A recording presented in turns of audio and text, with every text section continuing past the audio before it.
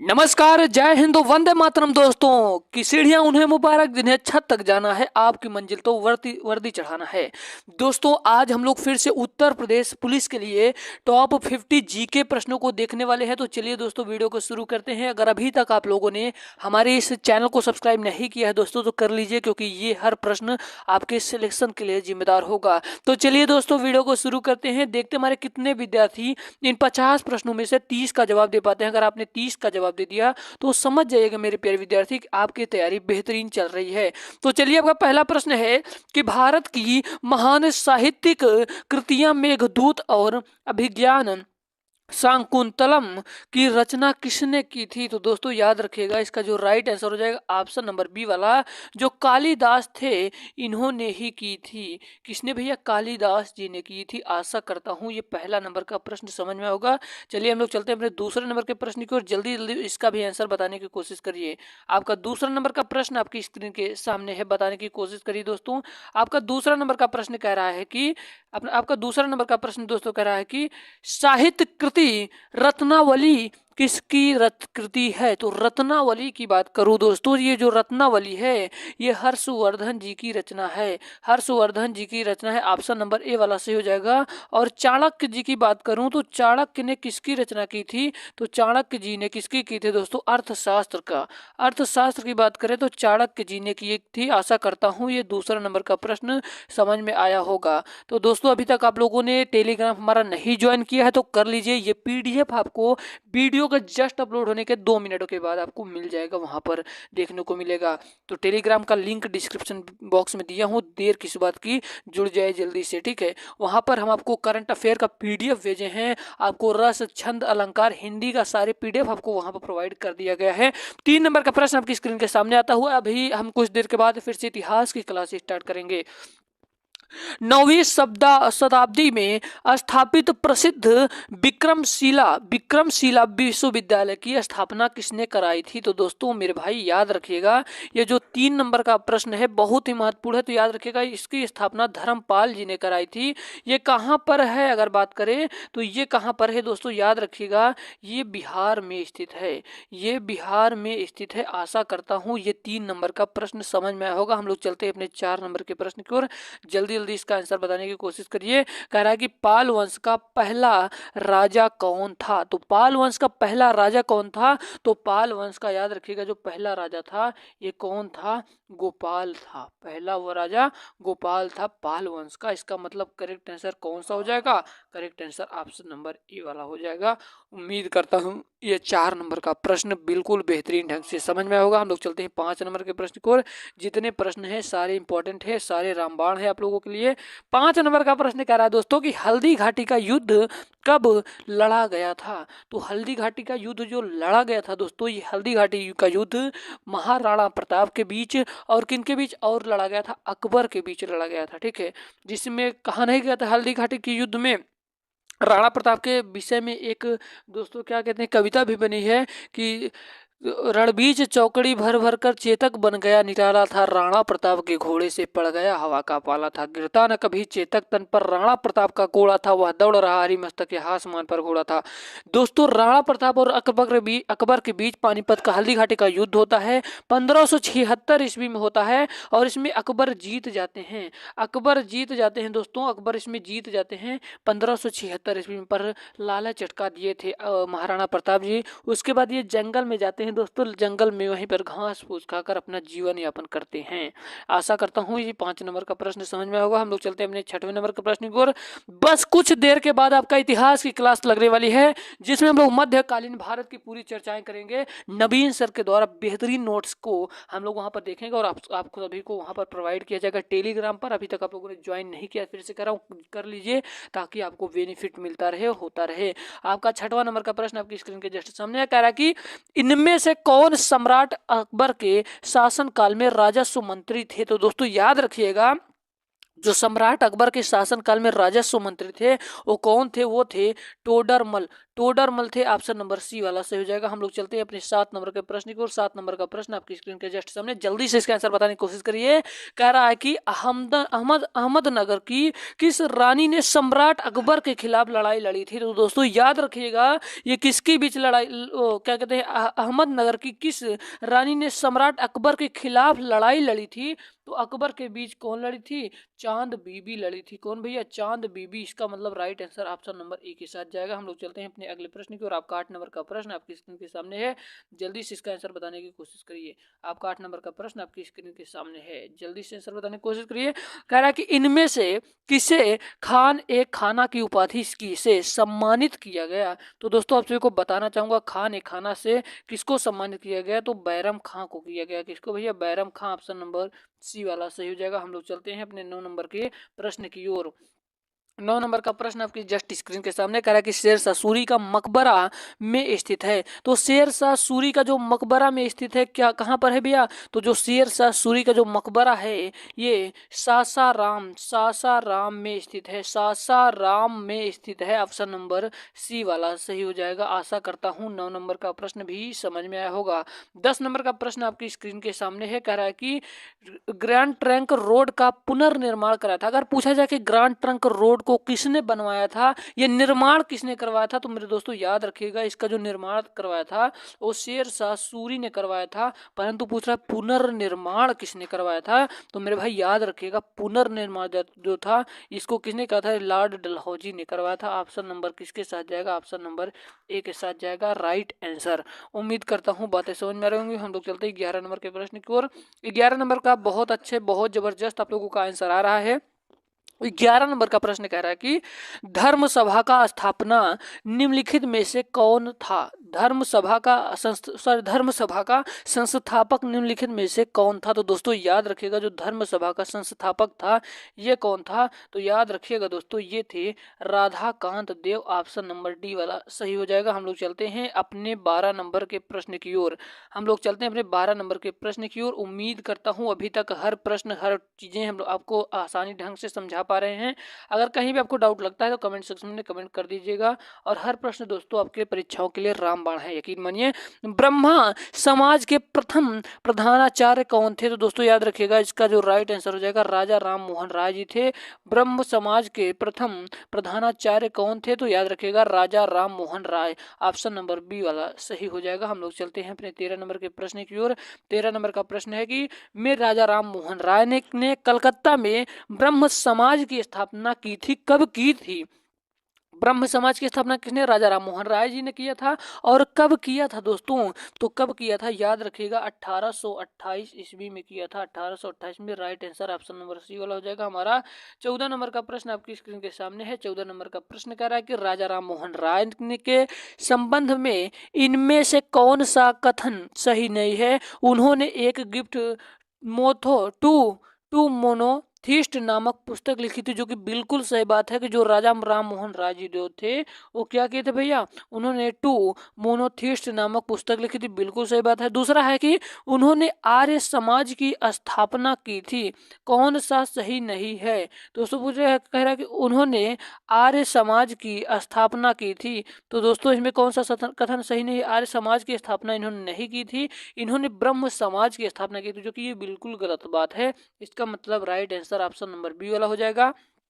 और याद रखिएगा इनके विषय में कि वह सभी मानवों को सामाजिक समता में विश्वास रखते थे, बिल्कुल सही बात है। उन्होंने आधुनिक भारत के पुनर्जागरण का निर्माण किया था, बिल्कुल सही बात है। ऑप्शन नंबर ये बी वाला सही हो जाएगा दोस्तों कि इन्होंने आर्य समाज की स्थापना ना करते हुए उन्होंने ब्रह्म समाज की स्थापना की थी। उम्मीद करता हूँ 14 नंबर का प्रश्न बिल्कुल समझ में आएगा। 15 नंबर का प्रश्न आपकी स्क्रीन के सामने है, जल्दी से इसका आंसर बताने की कोशिश करिए। कह रहा है कि प्रांतीय स्वायत्तता को भारत सरकार अधिनियम के तहत वर्णित किया गया था। तो दोस्तों याद रखिएगा वर्णित किया गया था 1935 ईस्वी में। Right answer option number B वाला हो जाएगा। 16 नंबर का प्रश्न आपकी स्क्रीन के सामने है। कह रहा है कि भारत कब एक संप्रभुत्व गणराज्य बना? तो दोस्तों याद रखिएगा इसका जो राइट आंसर हो जाएगा 26 जनवरी 1950 को। 26 जनवरी 1950 को भारत एक संप्रभु गणराज्य बना था। आशा करता हूँ हूँ ये चीजें समझ में आ रही होंगी। हम लोग चलते हैं अपने 17 नंबर के प्रश्न की ओर। 17 नंबर का प्रश्न आपकी स्क्रीन के सामने है।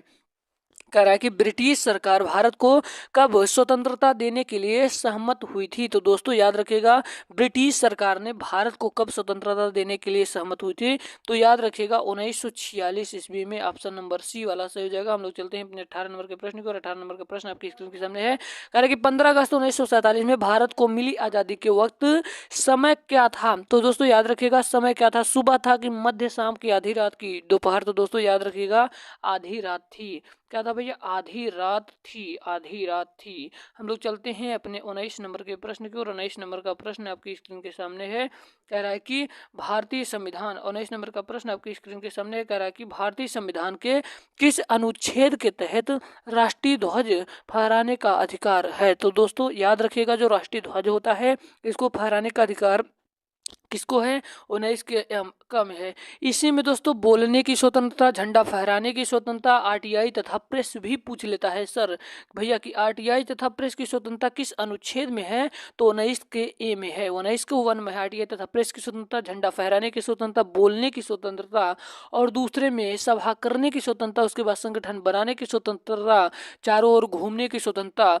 और इसी में दोस्तों अनुच्छेद 19 के 4 में दोस्तों क्या है, जो संपत्ति का अधिकार है इसको हटा दिया गया है। संपत्ति का अधिकार मेरे भाई इसमें भी था। संपत्ति के अधिकार को हटाकर 44वें के किस संशोधन के द्वारा हटाया गया पूछा जाएगा। तो 44वें संविधान संशोधन के द्वारा 1978 ईस्वी में संपत्ति के अधिकार को हटाकर इसको 300 के कम में जोड़ दिया गया है। आशा करता हूं ये चीजें समझ में आई होंगी। हम लोग चलते हैं 20 नंबर के प्रश्न की ओर। 20 नंबर का प्रश्न आपकी स्क्रीन के सामने है कि भारतीय संविधान के अनुच्छेद 112 के तहत तैयार वार्षिक वित्तीय विवरण को कहा जाता है। तो दोस्तों क्या कहा जाता है मेरे भाई, कहा जाता है बजट। बजट कहा जाता है। ऑप्शन नंबर सी वाला से हो जाएगा। हम लोग चलते हैं अपने अगले प्रश्न की ओर। 21 नंबर का प्रश्न आपकी जस्ट स्क्रीन के सामने, जल्दी से इसका आंसर बताने की कोशिश करिए। कह रहा है कि निम्नलिखित में से कौन सा अनुच्छेद उपराष्ट्रपति के चुनाव से संबंधित है। तो उपराष्ट्रपति का जो चुनाव है किससे संबंधित है, अनुच्छेद 66 से। और दोस्तों बात करूं कि राष्ट्रपति किस, राष्ट्रपति भी बहुत इंपॉर्टेंट टॉपिक है आपके उत्तर प्रदेश पुलिस के दृष्टिकोण से। तो राष्ट्रपति है मेरे भाई, ये जो राष्ट्रपति है, राष्ट्रपति की चर्चा किस भाग में किया गया, तो भाग 5 में किया गया है। और अनुच्छेद 52 से लेकर 61 तक इस राष्ट्रपति की चर्चा किया गया है। इसका एक ट्रिक याद रखिएगा, बस आपको राष्ट्रपति से कोई भी प्रश्न नहीं जाने पाएगा। इसका एक ट्रिक याद रखिएगा, पकानी पकानी कोका कोका दुयो दशम, दुयो यहाँ पर और दशम। प से हो गया राष्ट्रपति का पद 52 में, 53 में कार्यपालिका, 54 में निर्वाचन, कोटा 55 में, कार्यकाल 56 में, दोबारा निर्वाचन 57, योग्यताएं 58 और दशाएं 59। और नहीं दोस्तों 52 में क्या है आपको बता रहा हूँ, 52 फिर से लिख दे रहा हूँ यहाँ पर, ठीक है। देखिए फिर से, पकानी कोका दुयो दशम, दुयो दशम, ठीक है।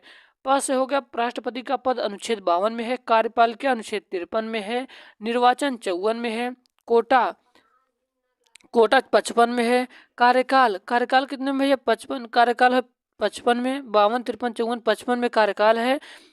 राष्ट्र कोटा पकानी कोका दोबारा निर्वाचन किसमें है, 56 में है, योग्यताएं 57 में है, दुयो दशम 10 से मतलब होगा दशाएं 58 में, और दशाएं शपथ 60 में है, और महाभियोग 61 में है। दशाएं दशाएं महाभियोग दोस्तों आपको इसके बारे में हम आपको डिटेल में एक वीडियो बनाकर आपको प्रोवाइड कर देंगे राष्ट्रपति के बारे में, जो कि आपको एक ट्रिक के माध्यम से याद रखिएगा। पकानी कोका दियो दशम, इसमें दोस्तों 52 से लेकर 61 तक अनुच्छेद तक है। 52 में क्या है, राष्ट्रपति की पद की चर्चा किया गया था, जो कि राष्ट्रपति एक औपचारिक यानी कि नाम मात्र का प्रधान होता है, वास्तविक प्रधान प्रधानमंत्री होता है। अनुच्छेद 61 में राष्ट्रपति पर लगाए जाने वाले महाभियोग की चर्चाएं हैं, ठीक है। तो आशा करता हूँ ये चीजें समझ में आ रही होंगी। आपका 52 नंबर का प्रश्न आपकी स्क्रीन के सामने, जल्दी से आंसर बताने की कोशिश करिए कि जीवन एवं व्यक्तिगत स्वतंत्रता के संरक्षण को भारत के संविधान के अनुच्छेद के अंतर्गत शामिल किया गया है। जल्दी से इसका आंसर बताने की कोशिश करिए। तो आपको बता दूं दोस्तों, इसका जो राइट आंसर हो जाएगा ऑप्शन नंबर कौन सा भैया, ऑप्शन नंबर बी ए वाला सही हो जाएगा। फिर से इसी में भी ऑप्शन नंबर वाला अनुच्छेद 21। हम लोग चलते हैं अपने अगले प्रश्न की ओर। आपका अगला प्रश्न है कि पहली बार प्रधानमंत्री पद की शपथ लेते समय इनमें से किसकी आयु सर्वाधिक थी। तो दोस्तों आप सभी को बता दूं कि पहली बार जो प्रधानमंत्री का पद की शपथ लेते समय इनमें से किसकी आयु सर्वाधिक थी। तो मेरे भाई याद रखिएगा किसकी आयु सबसे अधिक थी, तो मोरारजी देसाई थे। ऑप्शन नंबर ए वाला सही हो जाएगा। आशा करता हूँ ये प्रश्न बिल्कुल समझ में होगा। मोरारजी देसाई, मोरारजी देसाई। हम लोग चलते हैं अपने अगले प्रश्न की ओर। आपका 24 नंबर का प्रश्न जैसे स्क्रीन के सामने है, कह रहा है कि निम्नलिखित में से कौन सा भारत की रक्षा सेवाओं से संबंधित सभी मामलों के लिए संसद के प्रति सीधे जवाबदेह है। तो दोस्तों याद रखिएगा इसका जो राइट आंसर हो जाएगा ऑप्शन नंबर ए वाला, रक्षा मंत्री। 25 नंबर का प्रश्न है आपकी स्क्रीन के सामने है। हम लोग 50 प्रश्न करने वाले हैं, तो आप लोग हिम्मत मत हारिएगा। बस आधे घंटे की क्या 25 मिनट से ज़्यादा वीडियो नहीं जाएगी। लोकसभा के संदर्भ में सदन के नेता को का अर्थ है। तो दोस्तों याद रखिएगा इसका जो राइट आंसर हो जाएगा ऑप्शन नंबर बी वाला, प्रधानमंत्री या प्रधानमंत्री द्वारा नामित मंत्री। हम लोग चलते हैं अपने अगले प्रश्न की ओर। आपका 26 नंबर का प्रश्न आपकी स्क्रीन के सामने है। कह रहा कि निम्नलिखित में से कौन सा राजनीतिज्ञ कभी भी लोकसभा के सदन का नेता नहीं रहा है। तो दोस्तों याद रखिएगा इसका राइट आंसर हो जाएगा श्री मनमोहन सिंह जी जो थे वो लोकसभा के सदन का नेता नहीं रहे हैं। कौन भैया, श्री मनमोहन सिंह जी। हम लोग चलते हैं अपने 28 नंबर के प्रश्न की ओर। बात करते हैं स्टैटिक जीके की। स्टैटिक जीके की क्लास बहुत जल्द आने वाली है दोस्तों। एक एक टॉपिक पर हम लोग चर्चाएं करेंगे। कह रहे कि इनमें से कौन सा जीव भारत का राष्ट्रीय जल जीव है। तो दोस्तों याद रखिएगा भारत का जो राष्ट्रीय जल जीव है वो क्या है, राष्ट्रीय जल जीव गंगा नदी का डॉल्फिन मछली। ऑप्शन नंबर सी वाला सही हो जाएगा। हम लोग चलते हैं अपने अगले प्रश्न की ओर। आशा करता हूं आप सभी को एक एक प्रश्न समझ में आ रहा होगा दोस्तों। यहाँ पर जो 26 नंबर का प्रश्न था, 26 नंबर का प्रश्न हो गया, यहाँ पर 28 हो गया, 27 भी नीचे आ गया है, कोई बात नहीं। वही तो हम सोच रहे थे कि 27 नंबर कहाँ गया। तो 27 नंबर ये है, कह रहा है कि भारत की राष्ट्रीय गीत किसने लिखा था। तो भारत की जो राष्ट्रीय गीत है दोस्तों इसको बंकिम चंद्र चटर्जी जी ने लिखा था। बंकिम चंद्र चटर्जी जी ने लिखा था। आपका 29 नंबर का प्रश्न आपकी जस्ट स्क्रीन के सामने, जल्दी से बताने की कोशिश करिए। कह रहा कि किस भारतीय राज्य ने के मलखंभ को अपना राज्य खेल घोषित किया। तो दोस्तों याद रखिएगा एमपी यानी कि मध्य प्रदेश। मध्य प्रदेश आपका right answer option number A वाला हो जाएगा। और टेलीग्राम बार बार कर रहा हूँ, ज्वाइन कर लीजिए, आपको बहुत बेनिफिट होगा। वहाँ पर करंट अफेयर की ऑलरेडी हमने क्लास डाल दी है, पूरी क्लास डाल दी है। और वहीं पर हमने स्टैटिक जीके का जो पीडीएफ है आपको वहाँ पर प्रोवाइड किया जाएगा। और आपको बता दूँ कि वहाँ पर आपको हिस्ट्री हो गया, जियोग्राफी, सब चीज़ों का उत्तर प्रदेश पुलिस के डिटेल आपको वहाँ पर पीडीएफ मिल जाएगा। तो टेलीग्राम ज्वाइन कर लीजिए दोस्तों, वहाँ पर देर किस बात की, लिंक दिया गया डिस्क्रिप्शन बॉक्स में। 30 नंबर का प्रश्न है कि कमल का राज्य फूल है। तो दोस्तों याद रखिएगा कमल का राज्य फूल है। तो दोस्तों याद रखिएगा ये बहुत महत्वपूर्ण प्रश्न। इसका राइट आंसर हो जाएगा कर्नाटका का। कर्नाटका है जो दोस्तों इसका राज्य का कमल क्या है, राष्ट्रीय फूल है दोस्तों। क्या कमल कर्नाटक का राज्य फूल है, सॉरी राज्य फूल है, ठीक है दोस्तों। राज्य हम लोग चलते हैं, राष्ट्रीय फूल तो है ही दोस्तों, लेकिन राज्य फूल किसका है, कर्नाटका का। याद रखिएगा। आपका अगला प्रश्न है, कह रहा है कि झारखंड का राज्य फूल है। तो झारखंड की बात किया था तो झारखंड का पलाश है। पलाश भैया जो होता है पलाश, ये झारखंड का राज्य फूल है। हम लोग चलते हैं अपने अगले प्रश्न की ओर। आपका 32 नंबर का प्रश्न जस्ट स्क्रीन के सामने है। 32 नंबर का प्रश्न क्या कह रहा है, जल्दी से सुनिएगा। कह रहा कि बुरुस का फूल का राज्य फूल है। तो कहाँ का राज्य फूल है। तो दोस्तों याद रखिएगा ये नागालैंड का। कहाँ का भी, नागालैंड का क्या है, राज्य फूल है। हम लोग चलते हैं अपने 33 नंबर के प्रश्न की ओर। 33 नंबर का प्रश्न आपके स्क्रीन के सामने कह रहा है कि आंध्र प्रदेश का राज्य पशु कौन सा है। तो आंध्र प्रदेश का राज्य पशु कौन सा है। तो दोस्तों याद रखिएगा राज्य पशु काला हिरन है। कहाँ का, आंध्र प्रदेश का। आपका 34 नंबर का प्रश्न जस्ट आपकी स्क्रीन के सामने है दोस्तों। 34 नंबर का प्रश्न कह रहा है कि विश्व की सबसे गहरी झील है। तो विश्व की सबसे गहरी झील कौन सी है। तो दोस्तों याद रखिएगा बैकाल, जो बैकाल झील है, बैकाल झील है विश्व की सबसे गहरी झील है। हम लोग चलते हैं अपने अगले प्रश्न की ओर। 35 नंबर का प्रश्न आपकी स्क्रीन के सामने, दुनिया की सबसे बड़ी ताजे पानी की झील कौन सी है। तो दोस्तों याद रखिएगा जो ताजे पानी की झील है सबसे ज्यादा, तो कौन सी है भैया। तो सबसे बड़ी ताजे पानी की झील सुप्रिया झील है। सुप्रियम झील को याद करने का ट्रिक बता रहा हूँ। सुप्रिया जो शैम्पू नहीं है तो उसको याद रखिएगा, ठीक है, सुप्रिया शैम्पू। तो हम लोग चलते हैं अपने अगले प्रश्न की ओर। आपका 36 नंबर का प्रश्न आपकी जस्ट स्क्रीन के सामने है। जल्दी से इसका आंसर बताने की कोशिश करिए। देखते हैं कौन कौन इसका आंसर बता पाता है। जल्दी जल्दी इसका आंसर बताने की कोशिश करिए। उम्मीद करता हूँ ये चीजें समझ में आ रही होंगी। 36 नंबर का प्रश्न है कि इनमें से कौन सा जल डमरू मध्य रूस और संयुक्त राज्य अमेरिका के एक राज्य के बीच स्थित है। तो दोस्तों याद रखिएगा, इसका राइट आंसर हो जाएगा बेरिंग जल डमरू मध्य। ऑप्शन नंबर डी वाला सही हो जाएगा। हम लोग चलते हैं अपने 37 नंबर के प्रश्न की ओर। कह रहा है कि अफ्रीका में विक्टोरिया जलप्रपात किस नदी पर स्थित है। तो दोस्तों विक्टोरिया जो जलप्रपात है ये किस नदी पर स्थित है। तो याद रखिएगा दोस्तों, ये जावेंजी में स्थित है। ऑप्शन नंबर ए वाला सही हो जाएगा। हम लोग चलते हैं अपने 38 नंबर के प्रश्न की ओर। कह रहा है कि इनमें से कौन सी भारत और चीन के मध्य स्थित 3 व्यापारिक जांच चौकियां में शामिल नहीं है। तो दोस्तों याद रखिएगा, ये जो 38 नंबर का प्रश्न बहुत ही महत्वपूर्ण है। तो दोस्तों याद रखिएगा, इसका राइट आंसर हो जाएगा खैबर दर्रा। हम लोग चलते हैं अपने 39 नंबर के प्रश्न की ओर। आपका 39 नंबर का प्रश्न क्या कर रहा है, सुनिएगा बड़े ध्यान से। 39 नंबर का प्रश्न आपकी जस्ट स्क्रीन के सामने है। कह रहा है कि हिमालय का इनमें से कौन सी पहाड़ी दर्रा उत्तराखंड को तिब्बत से नहीं जोड़ता। तो दोस्तों याद रखिएगा, इसका जो राइट आंसर हो जाएगा ऑप्शन नंबर ए वाला शिवकीला। हम लोग चलते हैं अपनी 40 नंबर के प्रश्न की ओर। 40 नंबर का प्रश्न जस्ट आपकी स्क्रीन के सामने है। 40 नंबर का प्रश्न कह रहा है कि हिमाचल प्रदेश में स्थित लाहुल और स्पीति घाटियां कुल्लू घाटी से द्वारा जुड़ी हुई है। तो दोस्तों याद रखिएगा, जो इसका राइट आंसर हो जाएगा ऑप्शन नंबर ए वाला रोहतांग दर्रा। हम लोग चलते हैं अपने अगले प्रश्न की ओर। उम्मीद करता हूँ, आशा करता हूँ ये चीजें समझ में आ रही होंगी। कहीं भी डाउट लगता हो तो आप लोग कमेंट में कमेंट कर दीजिएगा, हम आप लोगों को बता दूंगा। 41 नंबर का प्रश्न जैसे आप जस्ट आपकी स्क्रीन के सामने कह रहा है कि हुलुक गिम्बन नामक जानवर कहाँ पाया जाता है। तो अरुणाचल प्रदेश में क्या पाया जाता है, हुलुक गिब्बन नामक जानवर पाया जाता है। 42 नंबर का प्रश्न जस्ट आपके स्क्रीन के सामने है। कह रहा है कि भारत में सर्वाधिक व्यापक वनों के प्रकार कौन से हैं। तो दोस्तों याद रखिएगा, इसका राइट आंसर हो जाएगा ऑप्शन नंबर डी वाला पर्वतीय वन। हम लोग चलते हैं अपने अगले प्रश्न की ओर। आपका 43 नंबर का प्रश्न है। आपका जो 43 नंबर का दोस्तों ये कौन सा, सॉरी एक मिनट, आपका जो 42 नंबर का प्रश्न था दोस्तों, यहाँ पर जो 42 नंबर का प्रश्न है दोस्तों, क्या कह रहा है 42 नंबर का प्रश्न। 42 नंबर का जो प्रश्न कह रहा है कि भारत में सर्वाधिक व्यापक वनों के प्रकार कौन से हैं। तो दोस्तों इसका राइट आंसर हो जाएगा ऑप्शन नंबर ए वाला पर्णपाती वन होगा। ठीक है, हम लोग चलते हैं अपने 43 नंबर के प्रश्न की ओर। आपका 43 नंबर का प्रश्न जस्ट आपकी स्क्रीन के सामने है। कह रहा है कि कांटेदार वन में पाए जाते हैं। तो कांटेदार जो वन है ये कहाँ पर, ये राजस्थान में पाए जाते हैं, राजस्थान में। हम लोग चलते हैं अपने 44 नंबर के प्रश्न की ओर। 44 नंबर का प्रश्न है कि रबी और खरीफ मौसमों के बीच एक छोटा मौसम होता है जिसे कहा जाता है, जिसे क्या कहा जाता है, उसे जायद मौसम कहा जाता है। हम लोग चलते हैं अपने अगले प्रश्न की ओर। आपका अगला प्रश्न है कि सी प्लेन सेवा का प्रचालन करने वाला पहला प्रायद्वीप कौन सा था। तो दोस्तों याद रखें कौन सा है। तो दोस्तों याद रखिएगा अंडमान निकोबार है। हम लोग चलते हैं अपने अगले प्रश्न की ओर। कह रहा है कि निम्नलिखित व्यक्तियों में से कौन संतूर वाद्य यंत्र से संबंधित नहीं है। तो दोस्तों याद रखिएगा, इसका राइट आंसर हो जाएगा ऑप्शन नंबर बी वाला उस्ताद अमजद अली खान। हम लोग चलते हैं 47 नंबर के प्रश्न की ओर। कह रहा है कि बी बलसारा इनमें से किस संगीत वाद्य यंत्र से संबंधित है। तो दोस्तों याद रखिएगा, इसका जो राइट आंसर हो जाएगा ऑप्शन नंबर बी वाला पियानो। हम लोग चलते हैं अपने 48 नंबर के प्रश्न की ओर।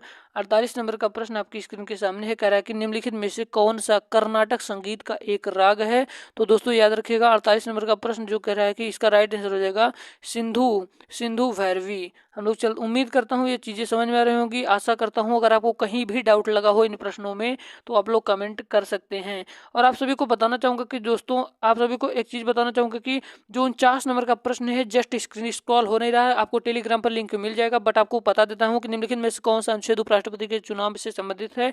अनुच्छेद 66 है। और इसके पहले मैंने इस प्रश्न को करवाया है, जीवन एवं व्यक्तिगत स्वतंत्रता के संरक्षण को भारत के संविधान के अनुच्छेद के अंतर्गत शामिल किया गया। तो अनुच्छेद 21 हो जाएगा इसका राइट आंसर। आशा करता हूँ वीडियो पसंद आएगा। वीडियो पसंद आए वीडियो को लाइक करना, चैनल पर नया तो जरूर सब्सक्राइब करना। इतिहास का, संविधान का, हर चीज का आपको वीडियो मिलेगा। जय हिंद, वंदे मातरम।